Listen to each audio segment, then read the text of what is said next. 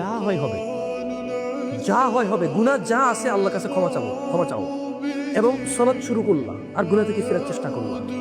চেষ্টা করতে করতে হয়তো তুমি একসময় ফিরে আসতে পারবে। বাট তোমার ভুল, তোমার ত্রুটি, তোমার অপরাধ, তোমার সমস্যা, এগুলো সব এক জায়গায়।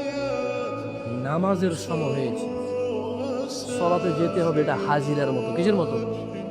ডিউটিতে গিয়ে যে ফিঙ্গারপ্রিন্ট দেয় যে আজকে আমি উপস্থিত, এই 5 ওয়াক্ত সালাত হচ্ছে, ইয়া আল্লাহ আমি আজকের দিনেও মুসলমান, ইয়া আল্লাহ আমি তোমার উপর ঈমান এনেছি এবং আমি সাক্ষ্য দিয়ে যাচ্ছি যে ফজরে আসছি, জোহরে আসছি, আসরে আসছি, মাগরিবে আসছি, এশায় আসছি। তাহলে এই যে আমার গুনাহ, ইয়া আল্লাহ আমি অপরাধে, আমাকে ক্ষমা করেন। আর নামাজ পরিপূর্ণ ত্যাগ করলে বলতে হবে, ইয়া আল্লাহ আমি কুফরি করেছি, শিরক করেছি, আমাকে ক্ষমা করেন। দুটোর মধ্যে কত পার্থক্য চিন্তা করে দেখো। আল্লাহ আমাদেরকে বোঝার তৌফিক দান করুন।